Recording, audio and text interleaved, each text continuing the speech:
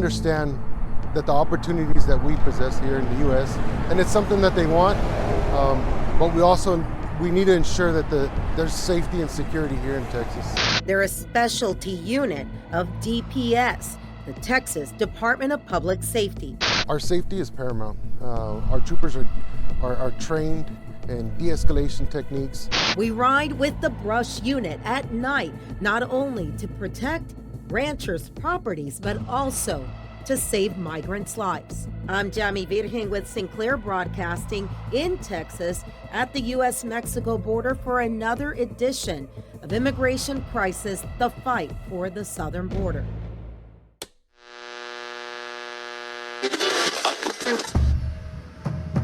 It's still safe to come hunting. There's a chance you might get to see a shitload of chaos. We've been invited several times to ranchers' meetings in areas like Maverick County, Zavala County, Del Rio, which is Valverde County, to see exactly what the ranchers are going through. Now, at the meeting that we went to most recently, the ranchers were asking for help. They needed help because hunting season here in Texas is in full swing. One of the issues that they have are migrants who have illegally crossed into the country, those that have not turned themselves in at the river or to Border Patrol and have just gone under the radar and end up in ranches. And sometimes they end up injured or left behind by the Coyotes. In many instances, they're injured, they're hurt, they're hungry, they can't find their way out.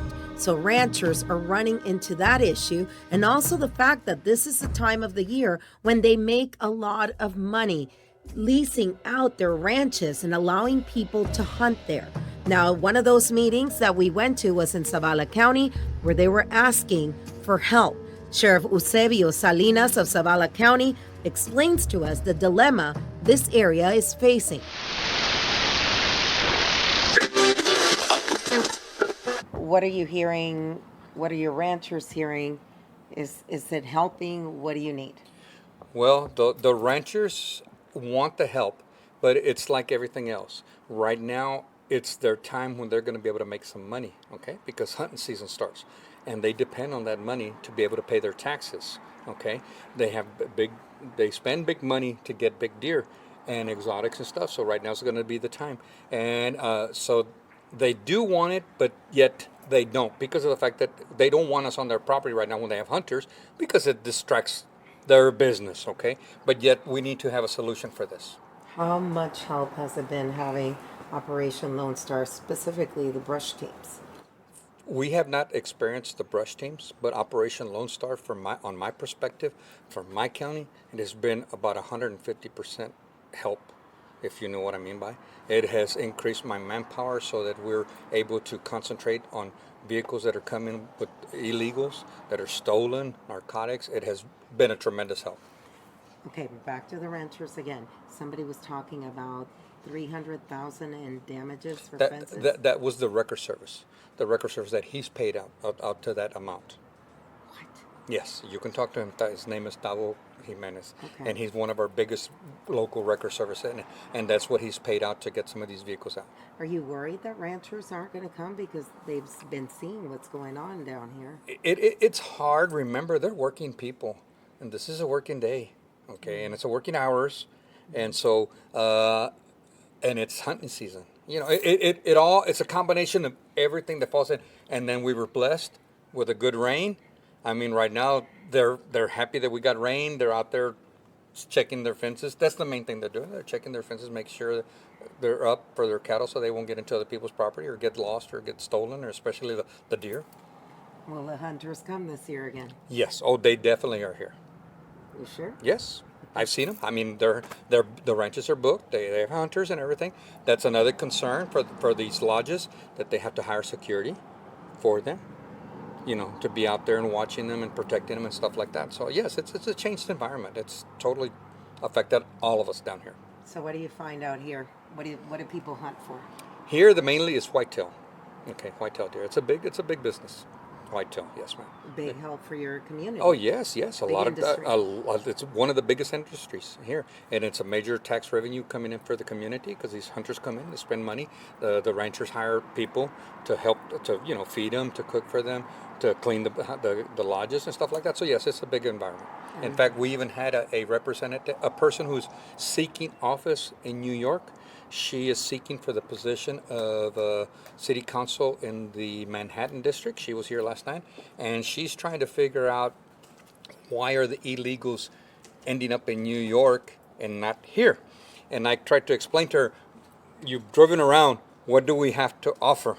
I go, we don't even have a hospital in my county, much less homeless shelters or anything like that. I go, none of them are being taken against their will. They want to go there. And I go, first of all, the ones that we have, we don't know where they're going to go because they're the ones who went around the checkpoints. They're the ones who don't want to be caught. Okay, now the ones that are going to your area are probably the ones that are self-surrendering at the border. I don't have that problem, self-surrendering at the border. Mine are the ones that are trying to apprehend. Under the radar. Yes, ma'am. Okay. Anything else you want to add? Just thank you for being a concern and always being careful and considerate of what's going on down here. No worries. Last one before I forget. You saw what happened in Israel. How worried are you that that border it's not a closed border. That is an open border. Think about it this way. If you've seen my Facebook account, it's Zavala County Sheriff's Office, all our pictures of our individuals that we've apprehended, we haven't had any family groups. Single males, young males, dressed in camouflage or black. I'll let your mind think about that.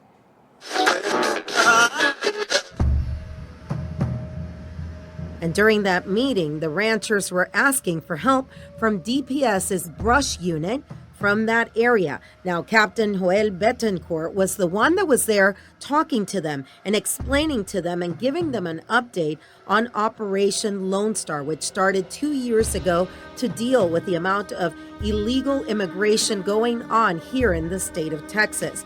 Now, the captain is in charge of a brush unit that goes out into the area to help the ranchers and also to help the migrants who in some cases may be injured. Captain, talk to us about, like right now it's hunting season, so you're going to have extra people coming. Correct. If people are watching this and they're concerned about coming out here, what would you say to them? So we're going to try our best to maintain security in all these private properties with our troopers, our special operations group, and our individuals that are pilots. We're going to patrol these areas to make sure that hunters and the community can feel safe. For you, coming here and hearing the ranchers, and this is money for them. They were talking about paying their taxes. This is an industry for them. How important is it for them to know that you guys are here supporting them? So we communicate almost on a daily basis with a lot of these ranchers here, if not with the local officials that have ties to the ranching communities. Operation Lone Star has been in effect now for 2 years. It's been providing security and maintaining, a sense of community for the counties that are in the Del Rio district, not only in Del Rio district, but also, along the border. Operation Lone Star is a means to provide security so that these individuals along the community can feel a sense of security and report crimes when they see crimes. It's also created a lot of partnerships with our local, elected officials, community members, church members. So Operation Lone Star has been working. It's been effective. However, it is not a long-term solution to border security. And the last question. You saw what happened in Israel. You saw how they were coming in. How concerned are you for that border, that it's not just people wanting to come in and work in the United States, that something like that could happen here if you guys are ruled back? Well, obviously, we are concerned because of our unsecured border. A lot of the territories that we have here are very desolate. Sometimes we're there, sometimes we're not patrolling these areas. So it's very concerning, but the public should be aware that we're trying our best with the resources that we have to secure the border. The man in charge of the brush unit is actually a local of the border county of Valverde, in the town of Del Rio. Lieutenant Noe Fernandez allowed us to ride with him and his unit in the area of Quemado, which is located between Eagle Pass and Del Rio on a highway. The number of that highway, in case you want to check it out while you listen to the interview, it is 277. It is dark, and there are many ranches out there, and I can tell you that the work that they do is much more than what I ever imagined. How many hours do you work a day? It varies, depending on the situation and what's going on. For 12, 14-hour days. If the situation dictates for me to work longer, it could take 16-hour days. So, why do you do it? I love the job. The people that I come in contact with from our community and the cities and the counties that we work, they're appreciative of it. So it means a lot for us to know and understand that they appreciate the work that we do for them. How hard is it sometimes? Because law enforcement is not black and white. How hard is it sometimes? You have a job to do. People are calling, like the ranchers. I mean, that's why I wanted to do the story. All the ranchers kept going, we want the brush unit, we want the brush unit. So how hard is it to answer their calls? And then when you stop people like the guy last night that just put his head down and said, there went my American dream.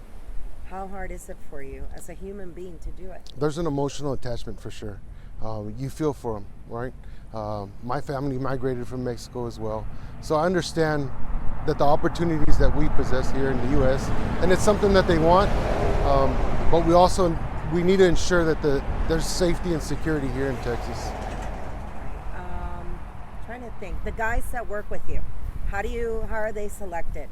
Is this a volunteer thing that you guys do on top, you know? It is a volunteer. All of those are committed to being part of the team. They understand the workload because we do travel various counties. We're up and down on these private ranches. So it's a lot of time away from home for them. But they're committed to it. They're highly motivated individuals, and they're a pleasure to work with. When you're pulling up, when you guys are driving up, I know in my mind I was going, oh my God, what if they have a gun? One of them did have a gun. He sure did. I mean, when you're in charge of those guys, what's going on through your head when you're driving? When we were driving last night to go get them. Our safety is paramount. Our troopers are trained in de-escalation techniques, and the driver themselves, the person engaged in that criminal act, is going to dictate how we handle ourselves. If we can disengage and talk to them, and we have to use our weapons or any other tactics, then it's a win for us. Anything else that I'm asking? Anything else? ¿Algo más? ¿La noche? Pues es que yo siempre me voy por el lado sentimental, pero Ya lo hizo. Siempre me voy como porque en otra ocasión con Sheriff nos dijo, hay personas que encontramos que traen niños. Sí. Y sí, es como... Sí, no, y él habló de eso. Sí. Pero esa es la parte yo creo que la gente no... Like, the people don't normally get to see that. You know, I think what got me out of your job was the fact that it's a lot more than, and we know you guys pull people over on the highway. Mm-hmm. We're used to that. And more than just sitting at the river with the lights on. You know, I knew you guys did more than that, but the amount of work that you did last night, I was shocked. I was shocked. Do most people, like when they come out, do they realize all the work that you guys do? No, you know, and we get troopers from other regions come down. The Florida troopers, the Iowa troopers, anybody that comes down and works with us on the side of the road for a night, it's eye-opening to them. How many people we come across on a nightly basis, whether we're working days, night, the counties, the cities, it's just a constant flow. And like we said last night, we could keep going and keep going. It happens 3, 4, 5, 6 o'clock in the morning. And of course we pass it on to the day shift. This is what we're working on, this is where we're going. Collaborating with the locals, the feds, it's great, but it's a non-going operation. That's what a lot of people don't realize, that it's just come out, see what we do, and you'll have a better understanding, and you'll be more appreciative of the work that these guys are doing. Yeah, I think a lot of people say, you know, oh, I love Texas. Everybody's proud to be from Texas. But I think you guys really show, you know, you put your hard work where your mouth is. How proud are you every day to put that uniform on? I love it. I love it. It's a calling. Many of us. There was nobody in my family that was in law enforcement before. It was something that I think I'm meant to do. I take pride in what I do for a living. You know, I do it for my family, my kids. You know, I've got a daughter in San Antonio, knowing that, you know, what I'm doing here also has an effect for her up there. Oh, yeah. Okay. Yeah. Okay, so talk to us about jumping out in the ranch, in the brush. You had, what did you have? You had the night vision. Night vision. Okay, so, I mean, is there any training for doing that? Of course. When we purchased them, we did have a training. It was a classroom training, it was in the field training, getting adjusted, getting your eyes adjusted to it. Because also, you know, if you do have to use your sidearm or any weapons to be able to transition from those NVGs to your just open eyes in the dark, it's incredible. But yeah, it's a lot of training, a lot of repetitions going in, going out. Your depth perception changes, so it's also something that we have to manage through. And training, just being in the brush, I mean, that was crazy last night. I mean, it was pitch dark and I could hear the coordination with the drone operators I mean, how do you guys talk about that? Like normally, how much to coordinate that much? I mean, you can tell you guys work together every day. When we deploy to a certain area and we're gonna, you know, get off of our vehicles and start tracking, we do utilize our drones. So they'll follow that NOTAM, get the drone up in the air and coordinate through our handhelds. We all have mics on, so we can hear ourselves. Our flashlights, those are limited. It gives away your position. So that's something else that you have to navigate through. The ditches that are there, the brush, the cactus, all that goes into play at dark. And these ranches are huge, huge. The snakes. The snakes. Okay, I think that, the last one, the last one. Anybody that's even thinking of, I'm gonna make some fast money, I'm gonna go down to Del Rio, to Eagle Pass, pick some people up and bring them back up. Like the guy last night, who, I mean, clearly probably made a mistake. What would you say to them if they think, I'm gonna go down there and just pick up some people and bring them up, you know, make some quick cash? Don't do it. We're not gonna stop. We're gonna be here day and night. The weather's not gonna affect it. The holidays coming up. We're committed to securing this area. We have troopers, our federal agents, our locals, the attorneys, everybody's working together to ensure and send the message out that this is not somewhere where you want to come to engage in criminal activity.